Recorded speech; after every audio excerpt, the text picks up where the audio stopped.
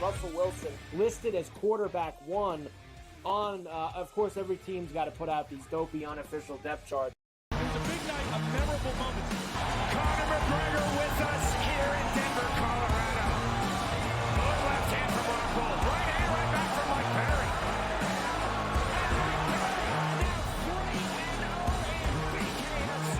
Could I get a face-off with Conor McGregor, man? It's an incredible setup here, incredible matchmaking, incredible storytelling. Oh, you had to come here. All these fighters that step in here are warriors, and all have my respect. And I'm into this game, yeah. We'll be into this, yeah. And we are live here in the Maverick Center here in Salt Lake City, Utah. Folks, what a night. It is going to be historic indeed for BKFC 56. Whoever's the king of violence right here, this is going to be a great fight. Perry on the top. Right hand from Brady. Double jab. Who's the king of violence? I am! Combat fighting in its purest form, bare knuckle fighting in the city of angels. 80 seconds remaining. We've got the biggest announcement in the BKFC history we're about to make, so let's make that announcement. What's up, Knucklemania? The notorious Conor McGregor here. Ladies and gentlemen, the huge announcement that I have for you today. Conor McGregor, myself, and McGregor Sports and Entertainment is now an owner of Bare Knuckle Fighting Championship. Welcome to the big leagues. David Feldman, baby, we did it. He's now an owner of BKFC with us, and we're going to take this motherfucking thing all the way to the top now.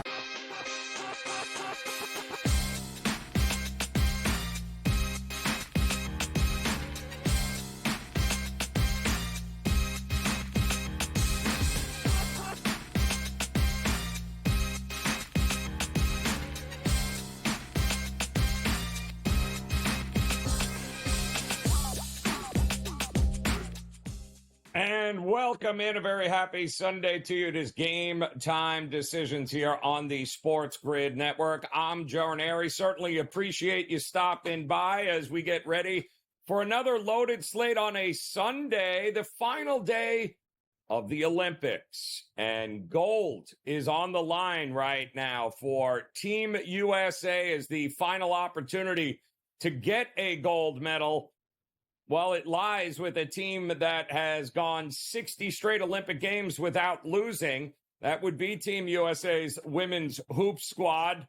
But they are in for the fight of their life right now against the host nation, France. We are knotted up at 55 apiece with about 3.5 minutes to go in the fourth. This has been one heck of a battle here. This is exactly what gold medal game should be, and it does appear that this would be close to the last game of the day, and of course the last game of the Olympics. And who is going to take away the gold medal? Is it going to be the host nation, France? Now, we just saw the men do it yesterday against France on this very court as Team USA, LeBron James, Steph Curry, Kevin Durant, the old guard gets it done.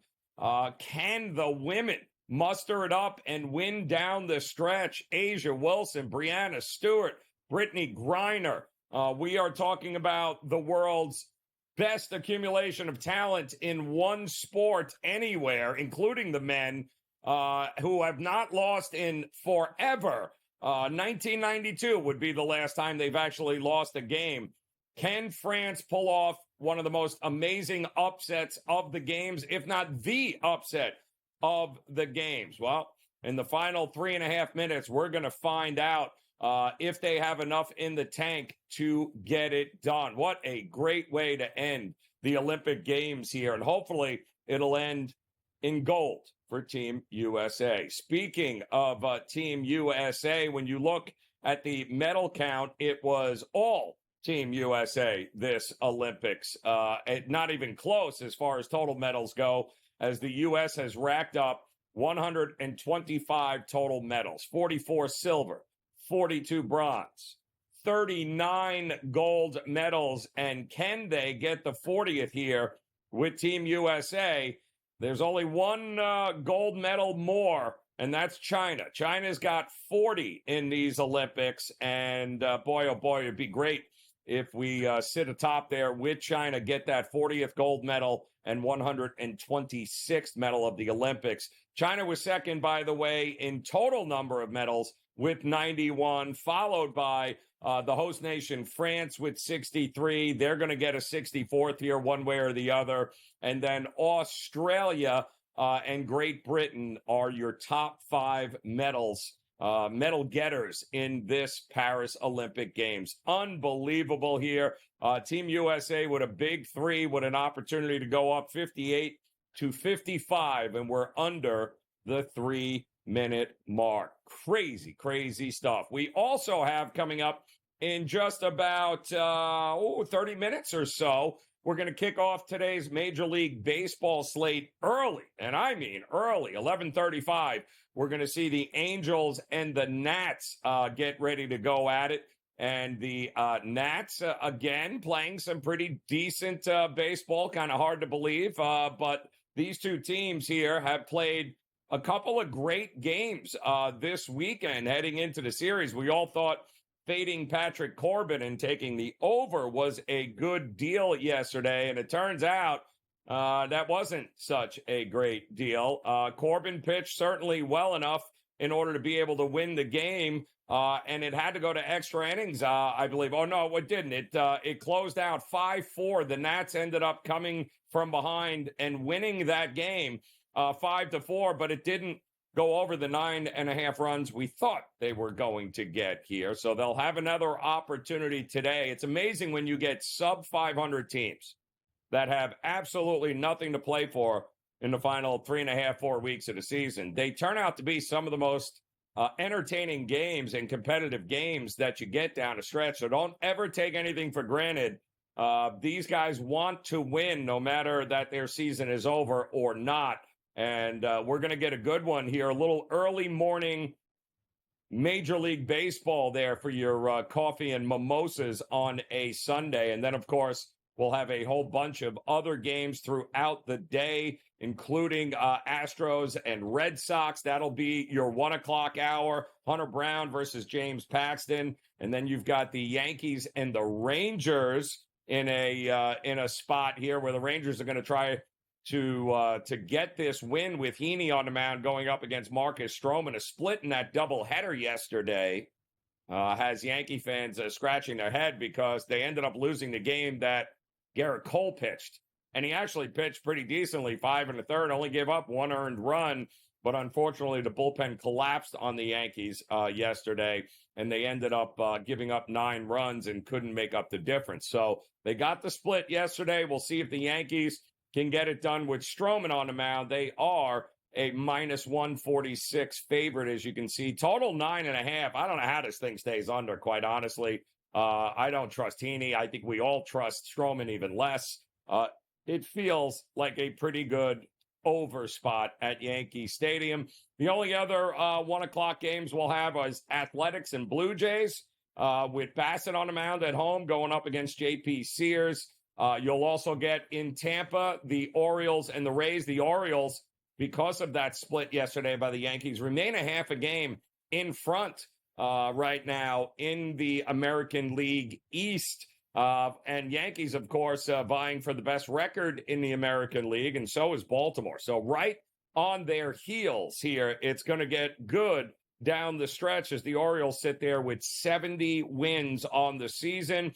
The Yankees just 69 wins on the season at this point. So a big game coming up there. Suarez on the mound for the Orioles today. Springs on the mound for the Rays, and Springs is slowly but surely trying to get back after a absolute monster, and I mean monster. We were talking Cy Young Award with Jeffrey Springs here just a couple of seasons ago. Then, of course, he blew out the arm, had to get Tommy John surgery, and he is making his way back for the Rays. And then the Padres and the Marlins are going to be your final 1 o'clock start. And guess who? Dylan Cease on the mound for the Padres, who won again in just sweat fashion yesterday against the Marlins, 9-8. And this is what I'm telling you. The Marlins with nothing to play for, a 47 or 43 win team, rather, giving one of the best teams the hottest teams in Major League Baseball, the Padres, all sorts of fits, extra innings on Friday night. We got a sweat job 9-8 yesterday, and now they're going to have to go up against their ace and Dylan Cease and see if they can keep it close there. Total is 7.5. We'll circle back to this game before it gets started. Some thoughts on that one. And, of course, in the NFL, who watched any of that preseason football last night? Anybody? Did you catch any of it? Because we've got a couple of more games here today. 1 o'clock, we're going to have the Broncos and the Colts going. Big question surrounding Anthony Richardson and the Indianapolis Colts. And, of course, the Broncos and Coach Sean Payton. What are we getting from the Broncos this season? Who's the QB? What is it going to look like? A lot of questions surrounding these two teams. We'll get a glimpse at them today at 1 o'clock. And then the late afternoon, the Cowboys. Yeah, Jerry's team. Yay. How about them Cowboys? Oh, I don't know. They're taking on the Rams, who will, in all likelihood, play absolutely nobody. Why? Because Sean McVay does not like the preseason in any way, shape, or form and will not risk getting anybody hurt. But this is a new-look Rams team. So it's worth keeping an eye on here today in preseason football. And we'll have an update from the Olympics, women's basketball, when Game Time Decisions continues.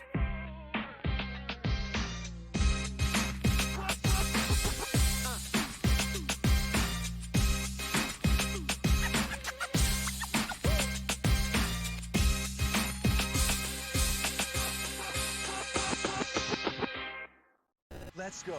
Welcome to the Live Golf Team Championship. The golf has been mesmerizing. They are the Live Golf Team Champions. Team golf is back. Oh, yes! Are you ready? Let's go!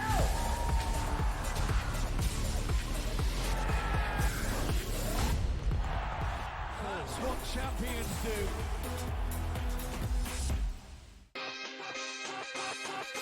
What is the ceiling for this kid? Now that he's got the money, and we saw something click with him, what is the ceiling for a Jordan Love in this Green Bay team? Deepest pass target group in the National Football League. 2 stud tight ends. They're legit 5 deep at receiver, 7 bona fide pass targets. Come on, man. This guy could be a stud. Top 5 quarterback. Game Time Decisions. Only on SportsGrid. It just goes to show you how special this guy is, and I can't figure out why he doesn't cut through like the Tiger Woods of the world in that kind of dominant fashion in years past. He stepped up to the tee box on the 14th hole, and he was 60-1 to win that golf tournament. You know, he was trailing by 6 shots, and he comes out on top. Newswire. Only on SportsGrid. However many units are on the line, however many people, however many cocktails, like it's a perfect scorecard. And someone questioned him on one hole. He's like, well, one thing I never get wrong is the scorecard. And then we're on like 13 and he's added up and he's like, this is wrong. I looked back from number 13 and I'm like, I'm missing $140 somewhere. I don't know where I'm missing it. And I'm looking back and I'm like, no, yeah, it doesn't match up on 11. And I got to track it back to like number 7. Only on SportsGrid.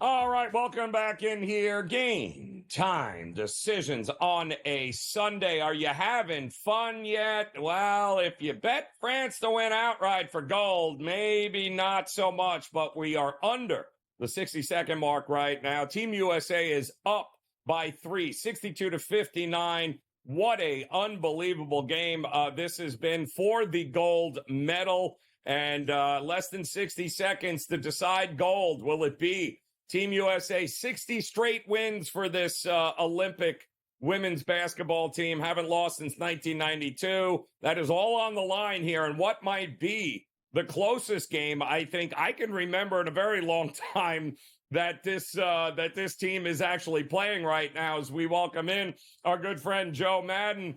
And I can't, Joe, for the life of me, remember a time in which Team USA, I mean, maybe at points in a game, but ultimately at the end of the game, it wasn't that close. They would always end up pulling away. They are not pulling away here, although they still have 60 seconds. But we are now under the 30-second mark. It is still a 3-point game here for Team USA. What were you on in this game? Did you take the points? Okay, so going into this, I did grab France plus the points because I expected it to be tighter, even though Team USA, the women's team, has been so strong at covering the spread during the Olympics so far. But this France team is strong defensively. Now, pre-game, I was looking at that total under 155.5 because I did think it was too high. But when it dropped to 137, I hit it to the over, Joe, expecting some more points in this game than we have seen. So France has done such a strong job defensively at limiting Team USA. And can Team USA hold on for the next 30 seconds? We're going to find out pretty quick here. I can't wait here, Joe. I mean, this would be the final goal because there are no more games. This is it, I believe. This is the only thing that remains. And, of course, Team USA blown away as far as the total medals. But China's got us by 1 goal, Joe.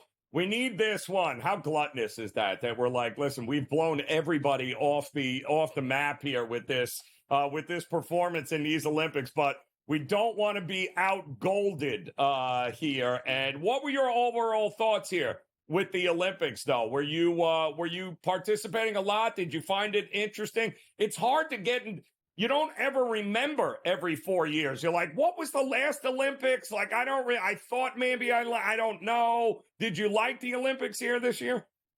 I did. I really did like how the opening ceremonies went. I know a lot of people didn't love those opening ceremonies, but I think France really got their culture into things, and the games, they were fantastic. Watching Team USA, the men's basketball, as well as beach volleyball for the Canadian women, I loved watching. So there was a couple events. We all know people were laughing at the breakdancing, especially the Aussies out there. Still not sure what that kind of performance was, but it was very typical Australian performance, in my opinion, at least anyway. But it's been fun, and I can't believe it's over, Joe. You know, the last 2 weeks have just flown by with the Olympics, and I'm gonna miss it. I listen. It was a great distraction for the sun because we usually don't have a lot else going on except for baseball. Everyone's getting ready for football, but this was a fun 2 weeks, keeping everyone interested in the sport. So. They got 19 seconds left, just under, actually 17 seconds left. It is now a 4-point Team USA lead, and boy, oh boy, it's getting to be closing time for France here. But we also have, Joe, a Major League Baseball game, a little breakfast and MLB here on a Sunday with the Nats in an early start, getting ready to take on the Angels. We were laughing at Patrick Corbin Day yesterday, and he pitched pretty well. And the Nats ended up winning the game. And we thought for sure we were going to get an over in that one, and it fell just short. What do you think of this one here today at the early start? Yeah, that killed me yesterday. Cannon and Corbin both came out strong, especially in that first inning. I was riding with the Yorfie in the over 1.5, and of course those runs came in the second and third innings. I was shaking my head there. It's a shame that one didn't get over, but I'm looking at the Washington Nationals in this one, and I do think they can go over their team total again. Now, their team total was 4.5 yesterday, and they were able to go over it, getting those 5 runs. And today their team total is coming in at 4.5 again. It's minus 114 to the over. And when we look at Kohanowitz coming out here for the LA Angels, you can't trust him. He's only had 2 starts, so very limited, but he's riding an ERA over 14 in those 2 starts. And I do think the Nationals bats have enough power here to hit off of him and get over the 4.5 runs. I actually also like the alt number here, Joe. You can alt that to over 5.5 runs. That's coming in at plus 152. And I think it's not a stronger way to go, but more value for your money here. If you're liking the Washington Nationals for a big day, which I'm liking, I can see 6 runs out of them in this one. And the Angels should get a couple runs as well. So if you're liking the over in this game, I'm not opposed to it. Mackenzie Gore coming out here for the Washington Nationals. I do think the Angels will get some runs on him as well, but best bet would be that over 5.5, the alt number for the Washington Nationals. Yeah, I don't hate that. Mackenzie Gore on the mound. I mean, Washington, isn't it amazing? You get 2 awful teams with nothing to play for and give you some of the most competitive games down the stretch here. So that game getting ready to come up here. First pitch, of course, the Yankees, who are now trailing Baltimore, I believe, by a half a game because of that disgusting performance in Game 2 yesterday. And by the way, it's a 1-point game right now for Team USA. And it looks like this is all going to be settled at the foul line here, Joe. And Team USA has now, look at this, as time runs out, a France bucket, and it is a 1-point Team USA gold medal. Unbelievable. Ooh. Absolutely unbelievable. Yeah, no, it was a France last, but they just ran out of time, but it looks like that is all she wrote.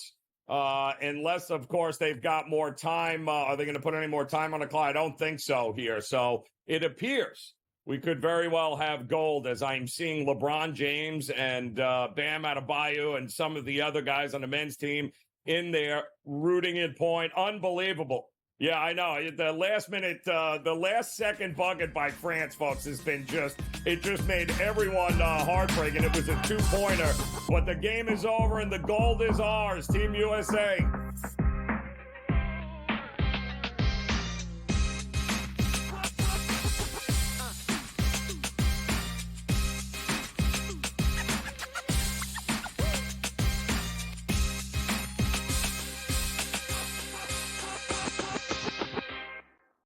Let's go. Welcome to the Live Golf Team Championship. The golf has been mesmerizing. They are the Live Golf Team Champions. Team golf is back. Oh, yes! Are you ready? Let's go!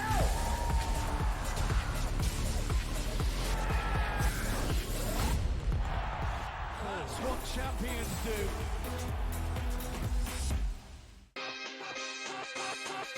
What is the ceiling for this kid? Now that he's got the money, and we saw something click with him, what is the ceiling for a Jordan Love in this Green Bay team? Deepest pass target group in the National Football League. 2 stud tight ends. They're legit 5 deep at receivers. 7 bona fide pass targets deal. Come on, man. This guy could be a stud. Top 5 quarterback. Game time decisions. Only on SportsGrid. It just goes to show you how special this guy is, and I can't figure out why he doesn't cut through like the Tiger Woods of the world in that kind of dominant fashion in years past. He stepped up to the tee box on the 14th hole, and he was 60-1 to win that golf tournament. He was trailing by 6 shots, and he comes out on top. Newswire. Only on SportsGrid. However many units are on the line, however many people, however many cocktails, like it's a perfect scorecard. And someone questioned him on one hole. He's like, well, one thing I never get wrong is the scorecard. And then we're on like 13 and he's added up and he's like, this is wrong. I looked back from number 13 and I'm like, I'm missing $140 somewhere. I don't know where I'm missing it. And I'm looking back and I'm like, no, yeah, it doesn't match up on 11. And I got to track it back to like number 7. Only on SportsGrid.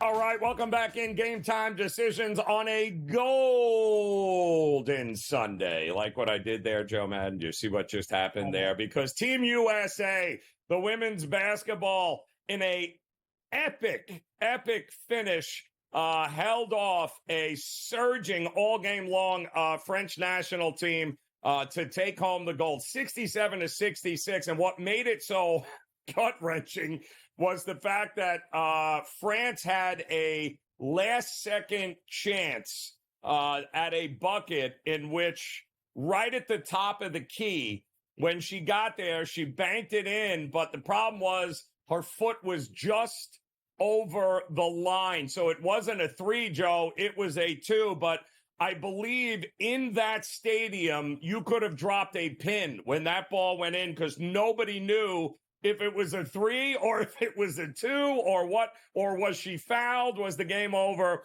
Ultimately, it was a good bucket, but it was only 2. And of course, that wasn't good enough as time ran out.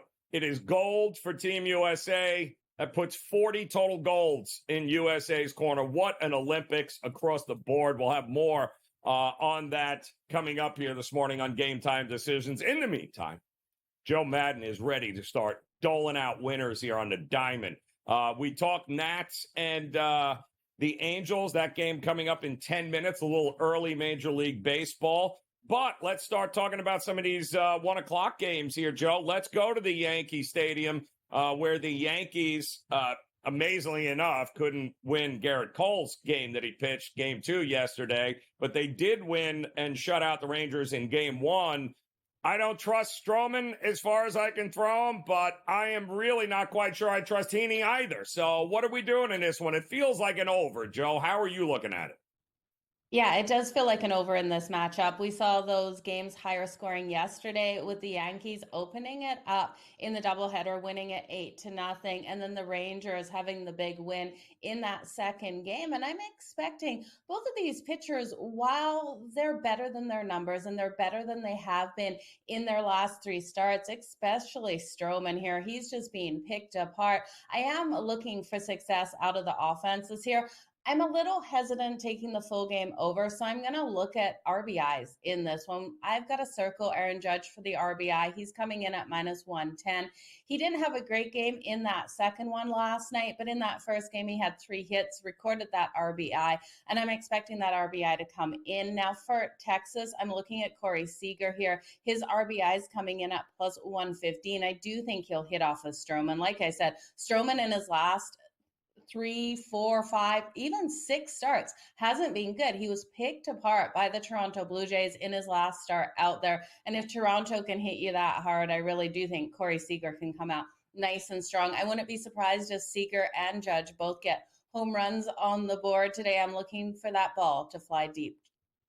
Ooh, I like it. All right. So expecting some runs. I'm with you. I mean, that last outing of Stroman's was, this could be a batting practice kind of game.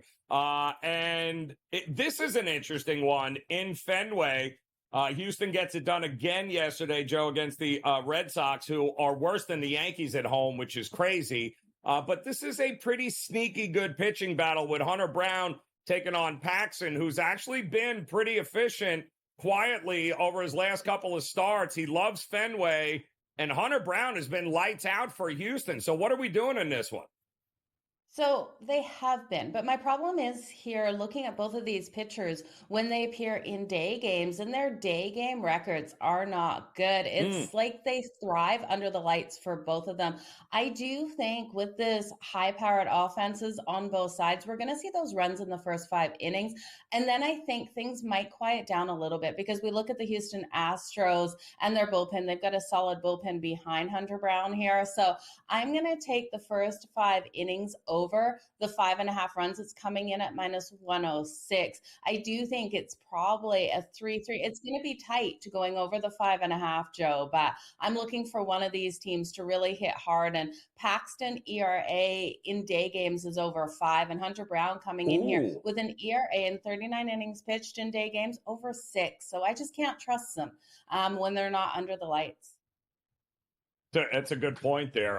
That's a good stat as well as that game coming up at 1:35 Eastern time. We also have your Blue Jays coming up against Oakland with Bassett on the mound. Here we are making all this big hubbub about, the bats have finally figured it out for Toronto. They lose 1-0 yesterday. So we'll get your thoughts on that one. And, of course, everyone loves fading the Padres, fading the Marlins. We'll see if you agree with that when we get back.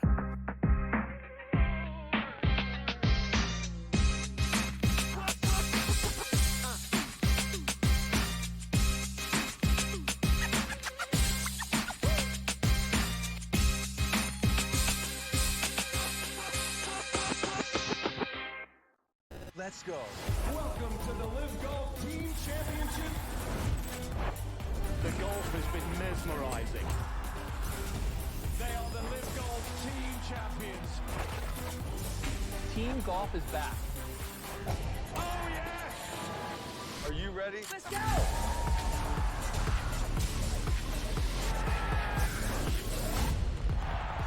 That's what champions do.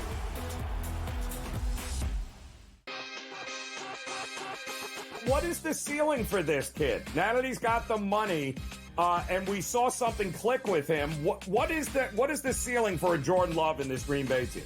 Deepest pass target group in the National Football League, 2 stud tight ends. They're a legit 5 deep at receiver, 7 bona fide pass targets deal. Come on, man. This guy could be a stud. Top 5 quarterback. Game time decisions. Only on SportsGrid. It just goes to show you how special this guy is, and I can't figure out why he doesn't cut through like the Tiger Woods of the world in that kind of dominant fashion in years past. He stepped up to the tee box on the 14th hole, and he was 60-1 to win that golf tournament. You know, he was trailing by 6 shots, and he comes out on top. Newswire. Only on SportsGrid. However many units are on the line, however many people, however many cocktails, like it's a perfect scorecard. And someone questioned him on one hole. He's like, well, one thing I never get wrong is the scorecard. And then we're on like 13 and he's added up and he's like, this is wrong. I looked back from number 13 and I'm like, I'm missing $140 somewhere. I don't know where I'm missing it. And I'm looking back and I'm like, no, yeah, it doesn't match up on 11. And I got to track it back to like number 7. Only on SportsGrid.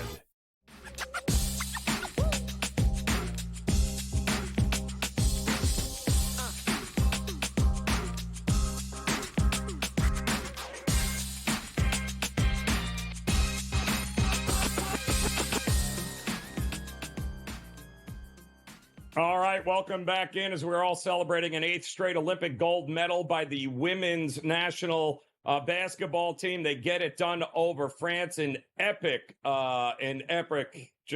final, which is the way it should be. Just as epic, though, we're going to head to Toronto. And Joe Madden, before we get you out of here, because nothing says epic like A's and the Blue Jays. But they got shut out yesterday in a game that nobody saw coming. Bassett on the mound against JP Sears. Is this another under, or what are we doing here?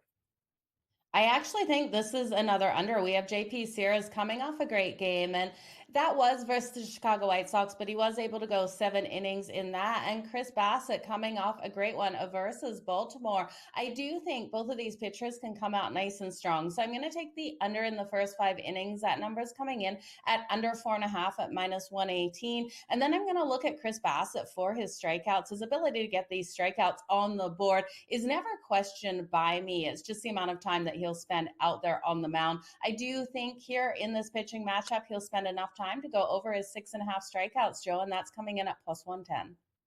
I love it. Plus, you can see the Padres team total over 4.5 for Joe Madden. We appreciate it as always, Joe. Enjoy the rest of your Sunday, and we'll start cashing a few tickets here in just a minute when the Nats and the Angels first pitch here. So thanks again to Joe Madden. Plenty going on here today across the board in sports as the Olympics have wrapped up. But let's not forget, we've got, in addition to Major League Baseball, NFL preseason, we got another golf tournament that has been all over the map because of the weather, and Brady Kannon stepping in and joining us. And Brady, it feels like here we go again. The old guys on the golf course here.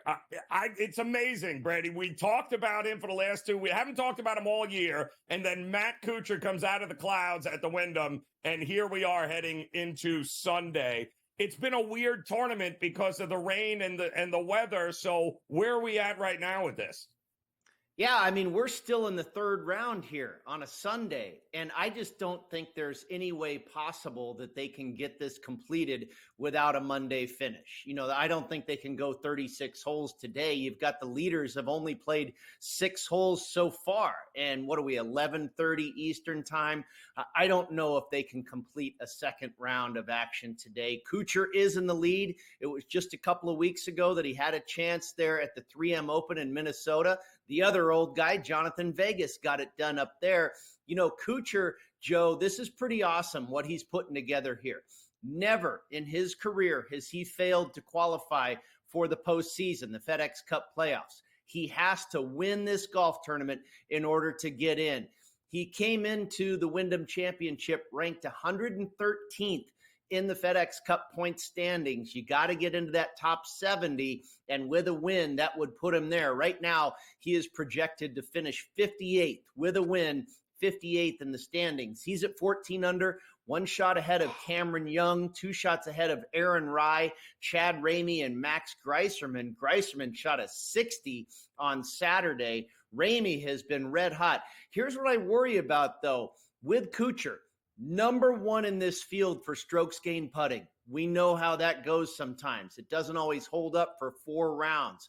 It's been super impressive what he's been doing to try and get into that postseason, but I don't know if that putter can stay that hot for this many rounds. You've got Billy Horschel, who is lurking. He's 3 shots back at 11 under par. And the amateur, Luke Clanton, Joe, he is 6 under through 12 holes. He already has 2 eagles on his round today.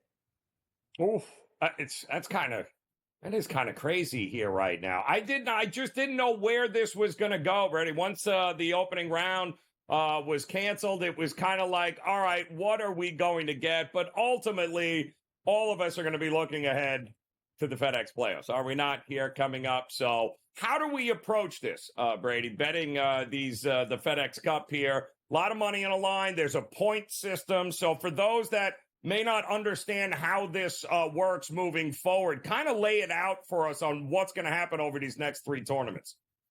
Well, when they conclude this Wyndham Championship, and I'm guessing it's going to have to be on Monday, that will settle the final standings for the FedEx Cup points, and you've got to be at 70 or better to make your way to Memphis, Tennessee next week. Well, they will begin the postseason, the FedEx Cup playoffs, the FedEx St. Jude at TPC Southwind in Memphis. That'll be a field of 70. Now, you may not have all 70 show up for that. Guys that are already in the top 30, Scotty Scheffler, Xander Schauffele, are they going to show up next week?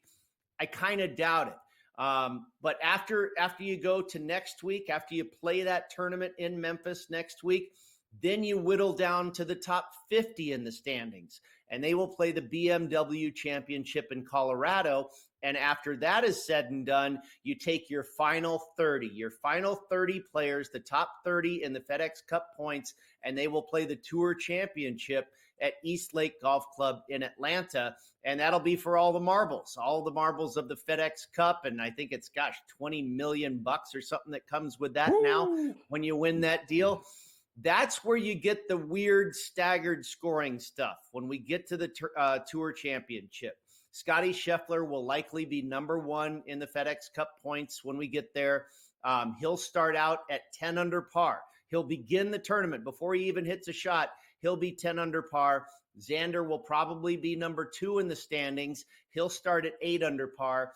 And Rory, and then just on down the list of where you sit in the FedEx Cup standings, you'll start, a few strokes back of that leader. And then by the time you get to like the 25 through number 30, they start at like even par. So, right out of the gate, they're 10 shots behind the leader. It's not a perfect system, Joe. It's probably the best system we have up until this point, because you've got to award that guy who is Scheffler or who is Schauffele or Rory. You've got to reward these guys for the outstanding play that they've had all year. So you have to kind of give them an advantage somehow over the rest of the guys who they lead in the standings. So they start out with that staggered scoring system, and there's actually a couple of different ways to bet the Tour Championship, and you'll have to find these markets. They'll have with the strokes, with the adjusted strokes, or without the adjusted strokes. Without the adjusted strokes, you could have a guy that's, in that 25th, 28th position or whatever that shoots 4 lower rounds for 4 days than, say, Scheffler does. But Scheffler might still win the FedEx Cup because he started at 10 under par. You know what I mean? It's happened before where you get one guy that if you just count the strokes that he played over 4 days, he might be lower than another guy. But because the other guy had an adjusted number prior to, it's kind of confusing. But there typically is 2 different markets that you can bet into, without the adjustment and with the adjustment. And you can always just watch us here on Game Time Decision, because Brady will be on every day. I can assure you of that. Just doling out the winners, Brady, because that's what you do. The President's Cup is also coming up, is it not, Brady? Yes, it is. And I think that's going to be fun. Canada is going to be your host country here. And, one of the greatest Canadian players of all time, Mike Weir, is the captain for the international side. And you'll have a bunch of Canadian presence on that team, I imagine. Corey Connors, Adam Hadwin trying to play his way in. Right now, he's having a great tournament here at the Wyndham. Taylor Pendrith, who won earlier this year. I think it's going to be a really fired up international team, heavy on Canadians, playing in Montreal, and ought to be a good competition against the United States side. I'm looking forward to it. That'll be mid-September. Right. Okay. So that's what I thought. So that's coming up. And again, what a loaded squad that is there. Brady, don't go anywhere here, because in addition to being an ATM machine on the golf course, Brady also is known to dabble in the NFL. And I can't wait to get his take on his Raiders and what he saw yesterday. We'll talk about that next here on Game Time Decisions.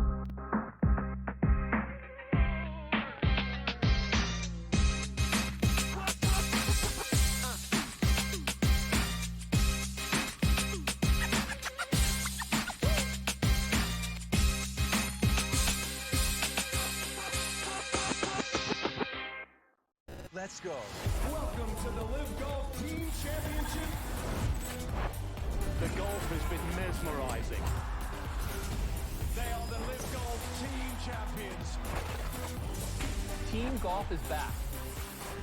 Oh, yes! Are you ready? Let's go!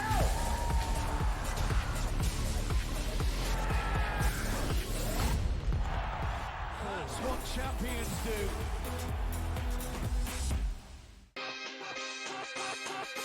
What is the ceiling for this kid? Now that he's got the money, and we saw something click with him, what is the ceiling for a Jordan Love in this Green Bay team?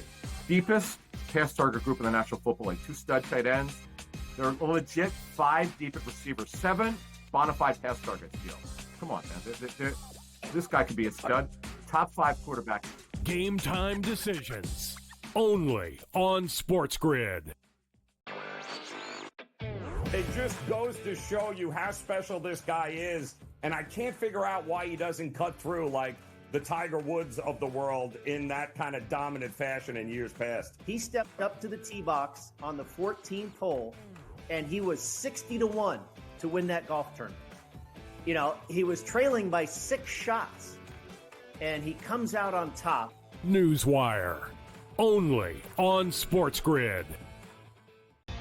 However many units are on the line, however many people, however many cocktails, it's a perfect scorecard. And someone questioned him on one hole. He's like, well, one thing I never get wrong is the scorecard. And then we're on 13 and he's added up and he's like, this is wrong. I looked back from number 13 and I'm like, I'm missing $140 somewhere.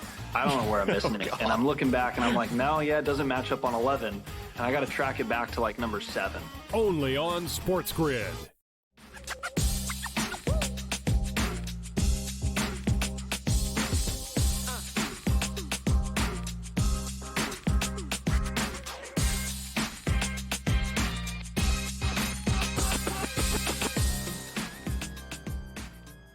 All right, welcome back in here. Game Time Decisions on a Sunday as the Olympics have just wrapped up. Kudos to the American basketball, the ladies side. They get it done. Win gold over France. Now we have shifted our attention, of course, to more team competitions here, as Brady Kannon just mentioned. Get ready for the President's Cup coming up in a month. And if you thought it was pretty good and pretty cool, the golf and the Olympics, wait till you see us just wipe the floor of the international team here, Brady. I'm looking very forward to betting that as well. But I want to get your thoughts. You are in Vegas. You do follow this Vegas. I know you're a Chargers guy, but that's another disgusting story for another show. But we did finally get to see Vegas take on Minnesota yesterday. It's one of the few teams this year where we're actually dealing with a legit starting quarterback battle right now. Yeah. What is going on there? Like, do you win either way, or is it a loss either way? Is it Minshew? Is it O'Donnell? What are you hearing there? Well, I think Minshew certainly is the favorite to get the job there, and that would be my choice. I'm not really thrilled with Aiden O'Connell, and I'm, honestly not really thrilled with Gardner Minshew either. He's a serviceable quarterback, but I mean, he did okay for the Colts last year. I just don't really see either of these guys as a NFL starter. I think they're both very capable backups. It'd be nice if you had a legitimate quarterback in there, a stud, a guy that was a top 10 or 12 player in the league. I think, either guy, Minshew or O'Connell, whoever emerges as the starter for the Las Vegas Raiders, is going to be one of the worst starting quarterbacks in the NFL. You also have Antonio Pierce, who no longer is the interim coach here. And you know how that is. He came in and he really grabbed that locker room and had some enthusiasm going. And the Raiders finished strong. They went over their season win total. I cashed that ticket. I was very happy about that. But now, of course, he has been given the job. No longer the interim tag has been shed. And I think that changes things. Now, the good news is the Raiders once again come into the season without a whole lot of expectations. I think their defense has improved. I'm not sure about their running game, losing Josh Jacobs. They have two outstanding tight ends, Brock Bowers, the newest addition, out of Georgia with their first-round pick. But there's not a lot on this roster that really jumps out at me. You've got Max Crosby and the other kid they drafted last year. I can't recall his name right now. A very good pass rusher out of Texas A&M, if I recall. He didn't really do a great deal of work in his rookie campaign. I think he'll improve this year. I think the pass rush will be better this year. But, and they could possibly finish in second in the division. The Chargers didn't look all that good yesterday. And I know you can't take too much from preseason. I'm not so sure about the Denver Broncos. Is Bo Nix going to be the answer there? So, I think it's a battle for second place in the AFC West. It looks like the Chiefs aren't going to have problems winning that division once again.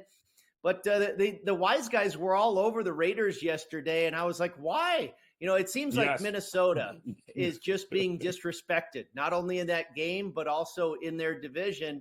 And I thought the home team catching points was the right side. If you bet the Raiders first half, good on you. If you took the Vikings for the full game, good on you as well. Yeah, I'm with you there. Again, this is all about the maturation of J.J. McCarthy, and Sam Darnold is simply a placeholder for Minnesota. But I do think this is going to be an interesting season for your Vegas Raiders here, and look forward to seeing exactly who wins this QB competition.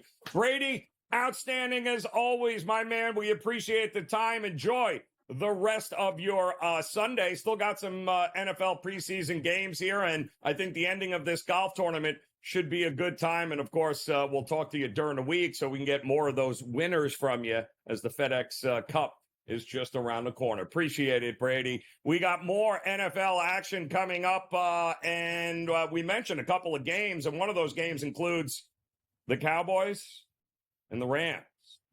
And do you hear the crying? Right? Yeah, that's George Kurtz who's stepping in right now, because his Cowboys are just a absolute train wreck, and it's not getting any better out at SoFi Stadium. Now, the good news here, George, is that the Cowboys are playing a team in the Rams in which their head coach, McVay, could care less about the preseason. Literally has no interest in playing these games whatsoever. He has said as much over the years, not expecting to see a whole lot of starters here. What are you looking for from the Cowboys here today, who still have a lot of, obviously, contract issues and question marks, but what are you looking to see out of them here today? Well, I'm sure McCarthy would like to get the narrative away from the contracts, right? To sort of get them away from, Dak Prescott talk, get them away from the CeeDee Lamb talk, and win a game here. You're absolutely right. McVay doesn't give a damn. And by the way, I wonder if more coaches aren't going to give a damn. Marquise Brown suffering the injury yesterday, right? Yeah. Now, he might miss game one after they started players. You wonder what the coach could be like, you know what? It's just not worth it. What's the point? Who cares about winning a preseason game? So you wonder if more coaches are going to feel that way now. Yeah, I think McCarthy would like to get on the field rather than all the off the field stuff with the Dallas Cowboys. But generally, by the way, Joe, Cowboys, and it's not just on the McCarthy, by the way, pretty much on every head coach, they don't care about preseason either. All right, there's obviously going to be no Dak and CD today. They're not going to play Parsons all that much with DeMarcus Lawrence. So I don't know what you're going to expect from them either. But they do have Trey Lance and Cooper Rush, who are, playing for something, right? They're playing for a number 2 job, and also they're both free agents at the end of the year. So they're also putting stuff on tape for other teams. Yeah. Trey Lance, Cooper Rush, you're right about that. We're going to see, what is it? Who is it for the Rams? Is it Garoppolo? I believe it's Garoppolo and Stetson Bennett are going to be the guys going at it there, which doesn't scream yay. But, the Rams were a pretty decent team last year. They were better than people thought. Are you expecting them maybe to shock a few teams? I think this is a better team than we're giving credit for. Losing Aaron Donald was tough. I mean, no doubt losing. Yeah. I mean, he's maybe the best overall player in the NFL, right? So that's a hard thing to make up there. But they're not the Niners. They're not Philadelphia. I think they're in that next tier. Put them below Detroit, maybe with the Green Bay-ish, with the Dallas Cowboys of the world. I think they make the playoffs. Yeah. Jimmy Garoppolo in a Rams uniform. Get ready for it. We'll have more on today's NFL preseason next year on the Grid.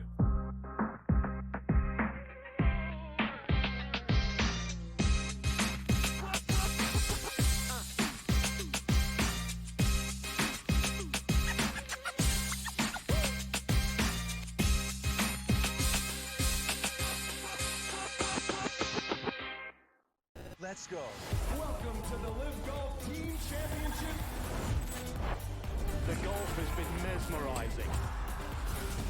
They are the Live Golf Team champions. Team golf is back. Oh, yes! Are you ready? Let's go!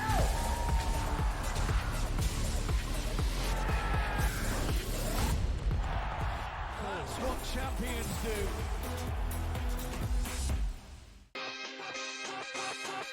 What is the ceiling for this kid? Now that he's got the money, and we saw something click with him, what is the ceiling for a Jordan Love in this Green Bay team? Deepest pass target group in the National Football League. 2 stud tight ends. They're legit 5 deep at receiver. 7 bona fide pass targets. Come on, man. This guy could be a stud. Top 5 quarterback. Game time decisions. Only on SportsGrid. It just goes to show you how special this guy is, and I can't figure out why he doesn't cut through like the Tiger Woods of the world in that kind of dominant fashion in years past. He stepped up to the tee box on the 14th hole, and he was 60-1 to win that golf tournament. He was trailing by 6 shots, and he comes out on top. Newswire. Only on SportsGrid. However many units are on the line, however many people, however many cocktails, it's a perfect scorecard. And someone questioned him on one hole. He's like, well, one thing I never get wrong is the scorecard. And then we're on 13 and he's added up and he's like, this is wrong. I looked back from number 13 and I'm like, I'm missing $140 somewhere. I don't know where I'm missing it. And I'm looking back and I'm like, no, it doesn't match up on 11. And I got to track it back to number 7. Only on SportsGrid.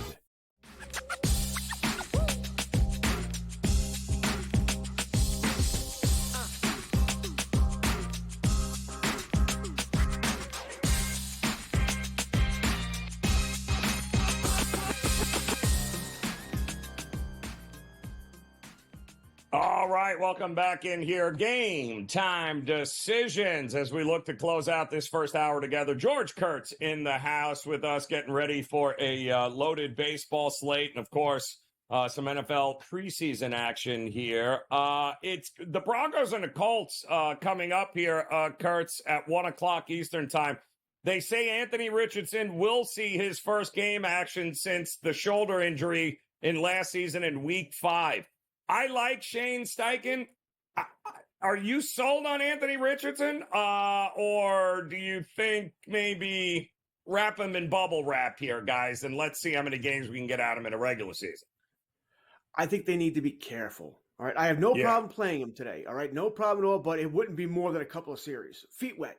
All right. He hasn't played since Week 5, which is what, October? So it's been a long time. I get it. Feet wet, though. You want to make sure this guy doesn't get hurt. I'll play him a little bit more next week, and then we'll see where I am in the last week of preseason, Week 3, but how much more I want to go on him here. But like I said, today is probably at least one series, maybe two, and that's as far as I'm going to go with Richardson. Am I sold on him, Joe? As a fantasy quarterback, yes. As a reality quarterback, we'll see. I think so. I am more sold than not. I'm heading that direction, but we need to see more. It's incomplete. You got a couple of games here. That being said, on today's game, I am on Denver, by the way. I think the plus money and Bo Nix and company there. Lots to prove for all those Denver Broncos. And I think they're going to, like I said, I don't think Richardson plays that much. I think the quarterbacks for Denver, which are better overall, play longer. So give me the Broncos today. Yeah, I'm kind of with you on that, too. Bo Nix, obviously, for Denver, a lot of eyes on him. Jarrett Stidham's your starting quarterback, at least. That's what they're saying in Denver. Also, keep an eye on Troy Franklin.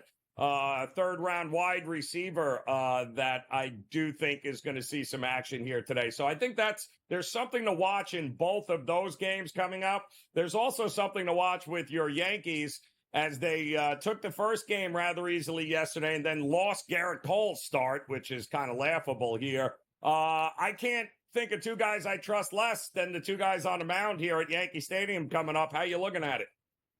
Yeah, this should be a dumpster fire today, all right? It's Andrew Heaney versus Marcus Stroman. They backed Stroman up because he's been awful. I mean, he's god-awful, terrible. Any adjective you want to use here.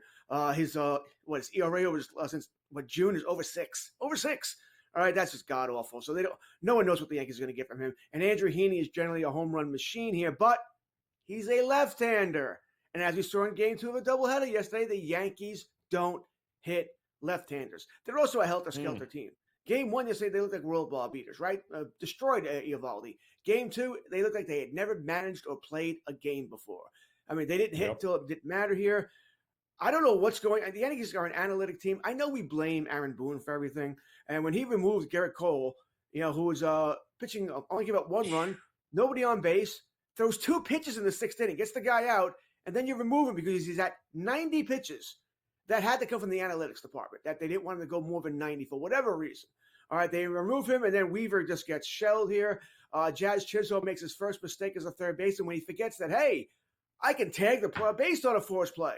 And that actually led to all 5 runs in that inning, so not really all Weaver's fault. But like I said, everything that could go wrong went wrong for the Yankees yesterday. It's the left-hander today, Joe. I think we're going to get runs on the board today, so you might want to hit that. But it's hard for me to see the Yankees. I mean, I don't need to be slapped in the face over and over again with that stat. They just don't hit left-handers. It's amazing. Absolutely amazing what we've seen. And it's funny, George, because the Yankees have trouble winning at home, and so do the Red Sox, who have a interesting matchup, Paxton versus Hunter Brown coming up. It's a sneaky good pitching matchup here. It stayed under yesterday, 10.5 in this one. Hunter Brown is lights out here. What are we doing in this one, Kurtz? Yeah, I'm on the Astros for the sweep, right? They're playing well here. I mean, the Red Sox made Arrighetti look like the Cy Young Award winner yesterday. Right? That was 13 strikeouts he had. Come on. I know Arrighetti's pitched well of late. I know. Maybe he's figured it out, Joe. Maybe he has, but come on. That was a little ridiculous here. You said about Hunter Brown's better. Sneaky under the radar. Right. He's pitched better for longer. He's a sneaky under the radar guy that we're not paying attention to. This is why the Astros are back in the race, by the way, right? Because Hunter Brown has stabilized them. Arrighetti sort of stabilized them. Blanco, by the way, has gone the other direction, not playing pitching as well of late. Verlander maybe be back in a week or two. We'll see what we get from him. I'm on the Astros here. I'm going to play either an Altuve or Bregman anytime home run, maybe both.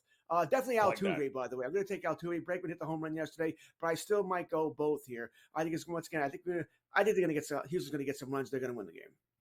Yeah, and I like him in the first 5 too. I definitely expect Houston to get the Paxton before the other way around there against Brown. Kurtz, always a pleasure. Get your tissues ready. Cowboys are coming up a little bit later. Game time decisions continues on the grid.